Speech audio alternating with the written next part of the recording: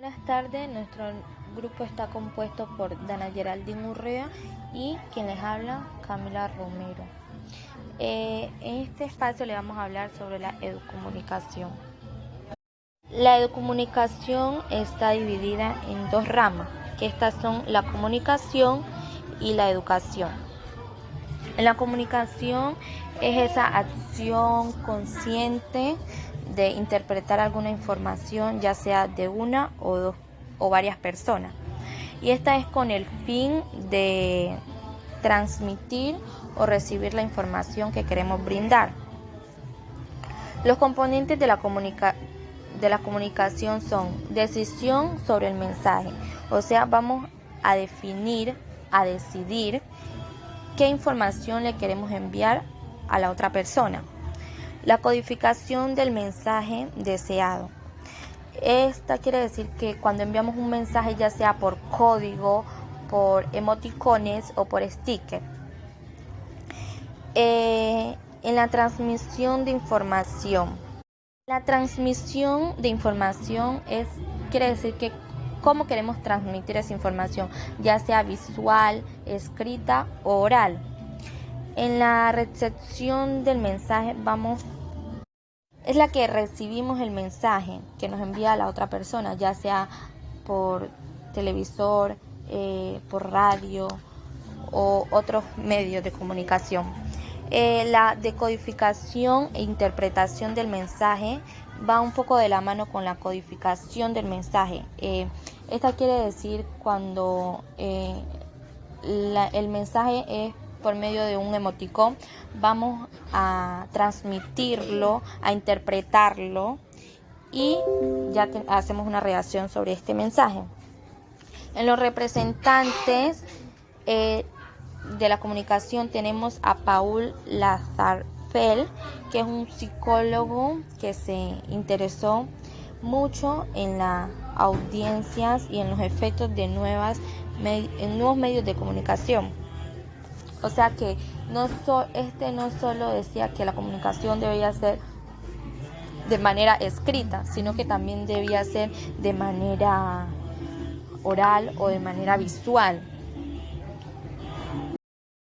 En la educación se dice que es esa formación destinada a desarrollar que esa capacidad intelectual, moral, efectiva de las personas de acuerdo con su cultura y sus tradiciones que tenga cada región o cada municipio para su educación. Porque podemos decir que la educación en La Guajira es muy diferente a la educación en Bogotá, por muchos sentidos.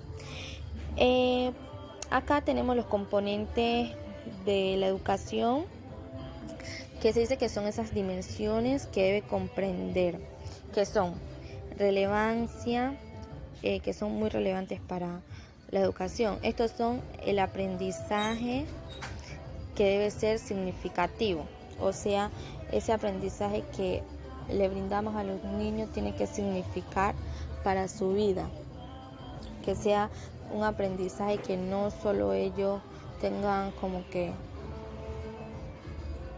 no solo el aprendizaje que les brinde el maestro, sino que ellos mismos a través de experiencia o de que hayan visto, a través de eso tengan un aprendizaje significativo. También dice que el centro del aprendizaje es el alumno. En la educación el centro de aprendizaje es el alumno. El docente tiene que buscar esas estrategias para que el alumno tenga un aprendizaje enriquecedor, fructífero.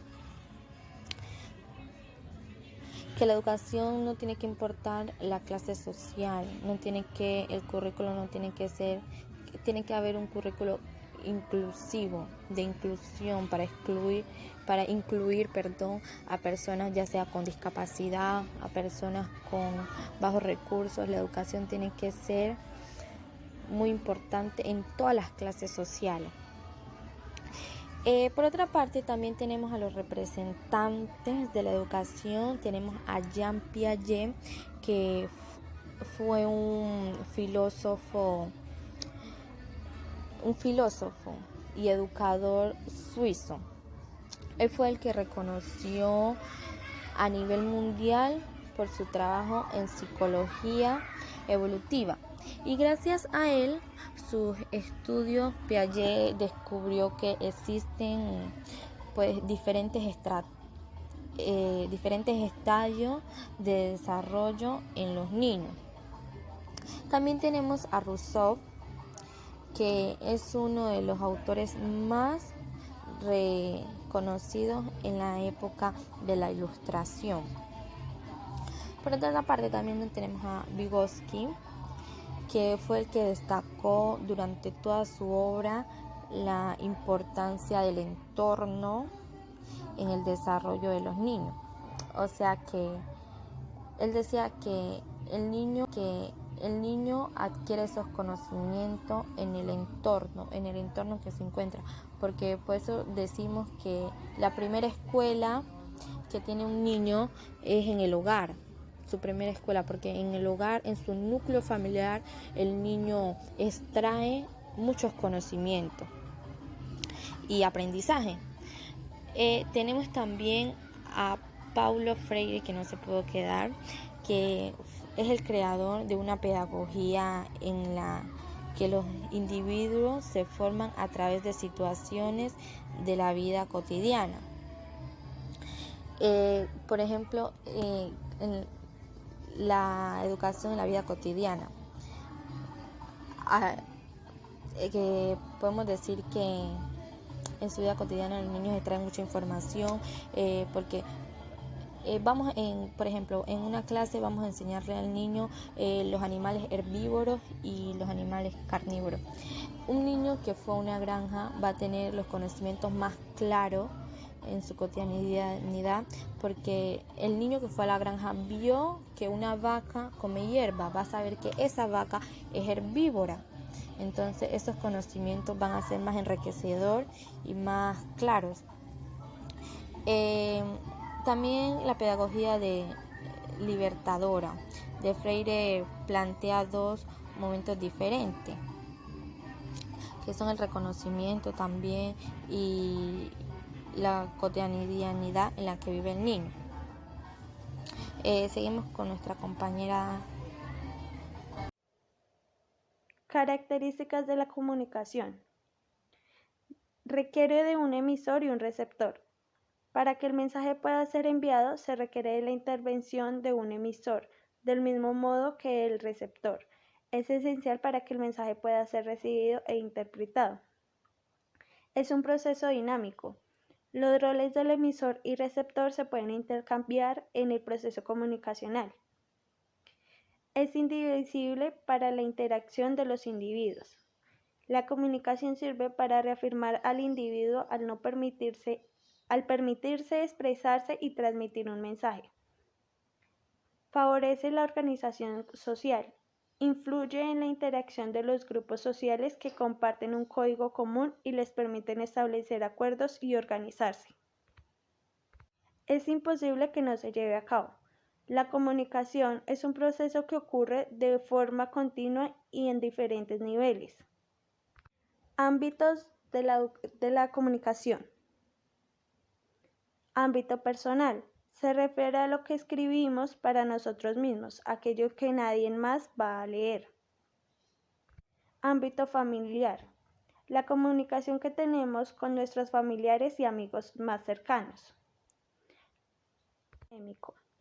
Cuando nos comunicamos en los centros de enseñanza.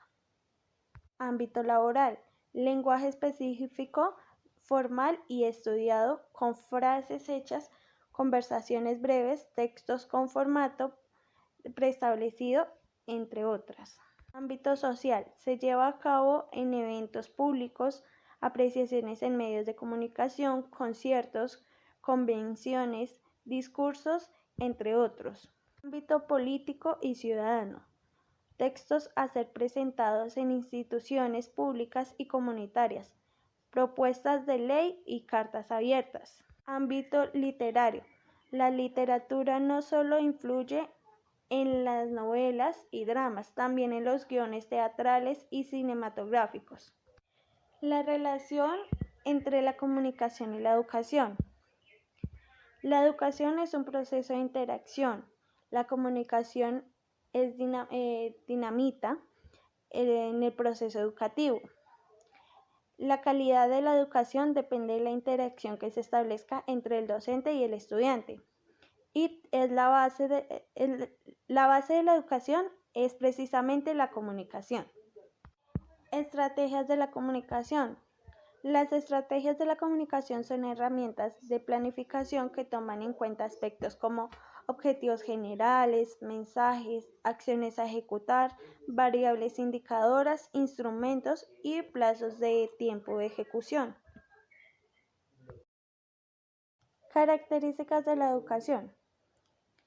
Es un derecho de toda persona.